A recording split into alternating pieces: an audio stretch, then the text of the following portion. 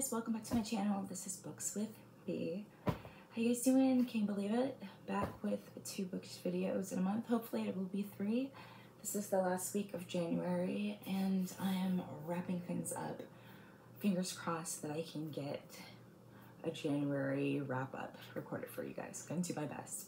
But I've been wanting to do this tag since I saw it, oh my goodness, the beginning of this month. And since it's still technically January, my last minute self is finally getting it done. This is the January book tag by Jan Agaton. I'll link her channel below. Absolutely love her channel. She has book club. They do all kinds of, I think, thrillers, bookie reads. It might be all kind of reads across the board, so don't let me lie. But I'll put her channel below so you guys can check it out. She posts a lot of reading vlogs, book reviews, reading sprints, anything your bookish heart could desire, and a little bit edgy, bookish. She says nerdy, but I think she's very cool, but I'm a nerd myself, so I don't know if that counts for anything. Let's get into the tag. Question 1, what was the last and first book that you read last year? My last book of 2022 was Their Hero Code.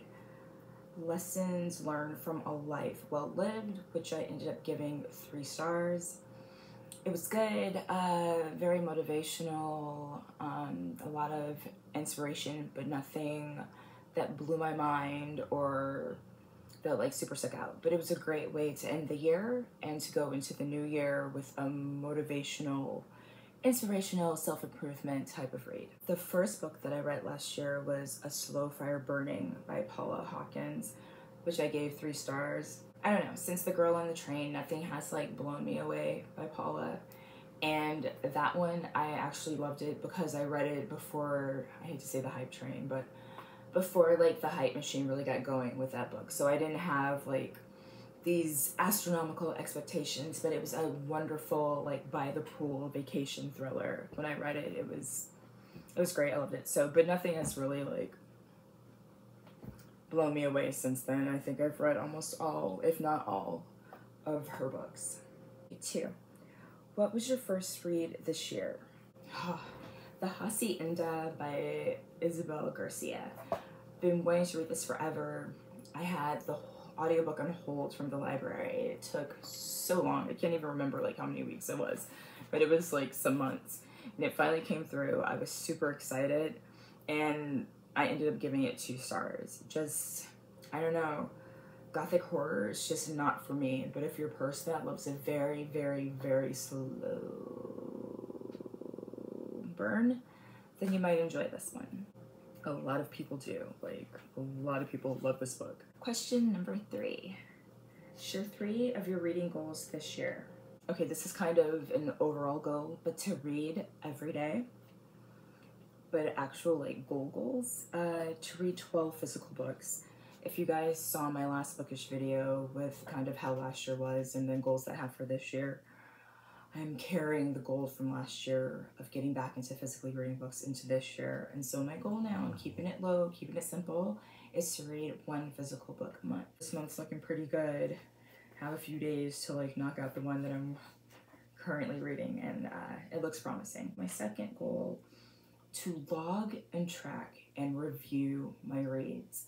I started off so great with my book journal last year, making it artistic and creative and writing down my thoughts and my star rating and when it was published and who it was by and the genre and all that. And I fell off after like book 4, didn't do it. Like the best that I did was to track my start and end dates on Goodreads as well as like a star rating, but I want to be more thorough with that. I like to get back to the Books with B blog, actually sharing my reviews online over there as well as sharing them here with you guys on YouTube. Number 3, speaking of YouTube, film more bookish content and actually upload it. Like I filmed things last year and just when it came to the editing and uploading, like I just didn't have it in me to do it. Trying to be a better person, already doing better this year than I was last year. So that's an improvement. I know this is more than 3, but these are like little asterisks. To read more sci-fi. I really like to get back into sci-fi. I used to have a great love for fantasy when I was younger. I'd like to read more in that genre. And also to get back to NetGalley and take advantage of reading and reviewing ARCs, as well as with Penguin Random House. Like, I have access to their ARCs too as far as audiobooks, so I can listen at work, which is what happens a lot. Yeah, and just to take advantage of that. So I have a lot of backlist books that I would love to read, but I also do get hyped on like new releases. So just to take advantage of those resources, and that'll also give me motivation to review and raid and do a quick blog blurb and post that online. So what's that? Question number 4. Share 3 of your most anticipated titles. Here we go. Done for the Reaper, The Lake Witch Trilogy number 2 by Stephen Graham Jones, which is set to be released February 7th, 2023. Guys, I don't know, like, I love this dude. The Last Good Indian, or The Only Good Indians, why am I blanking on the title? This book blew me away. Absolutely loved it, raved about it to everybody, recommended it to so many people. I know like reviews and opinions are super split, like people love it or hate it, but I absolutely loved it. And like I said, I recommended it to everybody. Then I was hyped about My Heart is a Chainsaw coming out, and that did nothing for me. Nothing. I was so heartbroken, but I'm not giving up on him yet, and so hopefully Don't for the Reaper will stoke the fire that is quietly burning for Mr. Jones. Also, The London Seance Society by Sarah Pinner, and that's due out, it's going to be released March 7th this year. Sounds very interesting. Sounds like something that I could get into. The time frame being about seances and ghostly, witchy, like thriller, horror-y kind of things. Sounds super up my alley. And last, The Wager, A Tale of Shipwreck, Mutiny, and Murder by David Graner. This is a nonfiction book, true story about a shipwreck and the horrible things that happened. I just remember reading a little blurb of the summary, and it sounds very creepy and captivating, and especially more so because it is based on like actual events. That one's due out April 18th. Question number 5. Which goals did you reach or not reach last year? The not reach definitely outweighs the goals that were actually accomplished. I set my reading goal at 65 to keep it realistic. I knew going into it that I would probably read over that, but I read 80 books last year. So yay for small victories. The main goal that I had was to read physical books. Didn't happen. Have an enjoyable reading year. Super didn't happen. I had such a mediocre 3-star ho-hum reading year, you guys. Unbelievable. Unbelievable. It's crazy. And fiction is like my genre, and there was just so much of that that was just meh. It was a very meh reading year last year. To book, journal, and review. Failed miserably at that one. To read nonfiction. I don't know why I set this as a goal every year, because even without trying, like, I read and gravitate towards nonfiction and end up enjoying it a lot. The whole ho-hum year last year, the majority of books that I super enjoyed were actually nonfiction books. Guess I can like take that off the goal list since it's just how I read anyways. Question number 6. Are there new releases this year that you've read or that you have no desire to read? I haven't read any new releases yet. I'm kind of on the fence. I don't want to say I have no desire, because a little bit of curiosity lives inside of me for How to Sell a Haunted House by Grady Hendrix.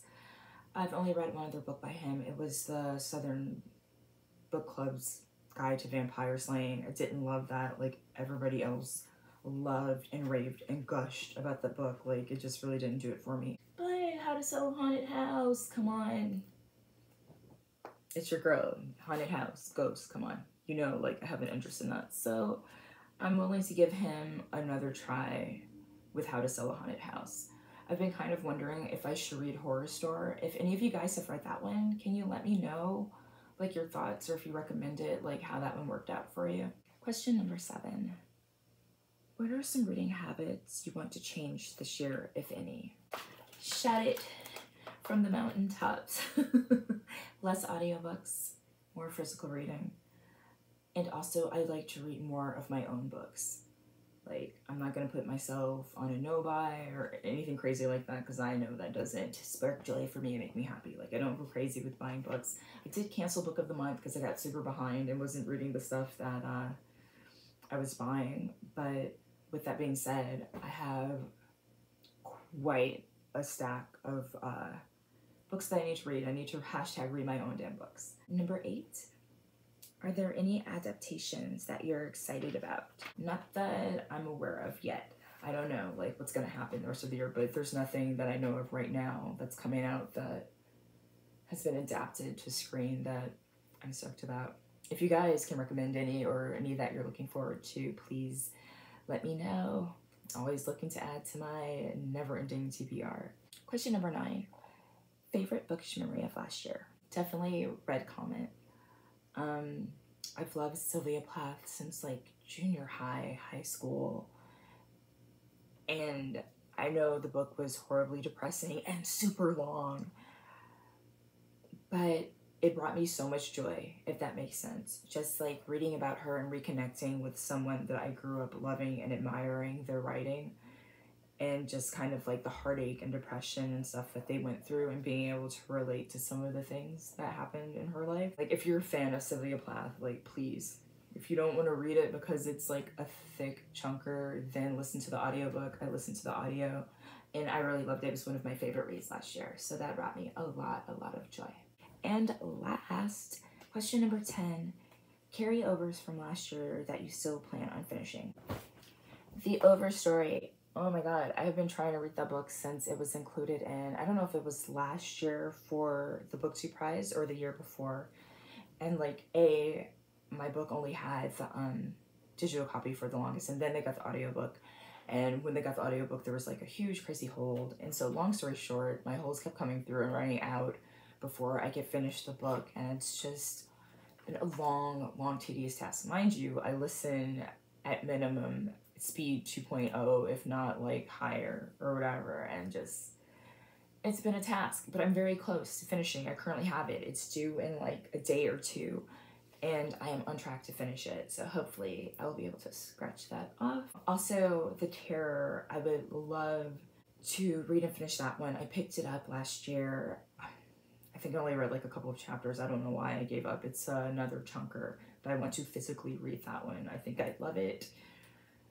Another like shipwreck kind of story, but this one's fiction. I guess there was a TV show, which I didn't even know about until I shared the book online, and one of my Bookstagram friends was telling me, oh, was that based on the whatever show? So definitely excited about that one. I think it's kind of like, not supernatural, but has like a kind of horror tale to it about the survivors of the shipwreck, something like that. I don't want to know more. Like, I already feel like I know too much. For the Wolf, I started that one. I don't know why I haven't tried to get it again. The hold ran out. I don't know why I didn't try to like renew the hold, but I definitely, it's like a Red Riding Hood retelling. But I don't know, even if it's adult, it seems like young adultish, but I was enjoying the story, and I don't have any reason not to finish it. So if I can remember, I definitely want to try to knock that one out. I started The Midnight Library. Didn't get too far, but I've heard like absolutely great things about that one. So I would definitely like to finish that. And Just Like Home, I can't remember what it is, but it's on this list. Therefore, I'd like to finish it this year. Well, that's it for the tag. Yay! Glad I got to do that one. If you guys are watching this and you enjoyed it and you want to do it, please feel free. Also, let me know so I can watch it. I'd love to hear what you guys loved or accomplished or didn't accomplish, and all the other answers that were included in this. Thanks so much for watching. I'll see you guys soon.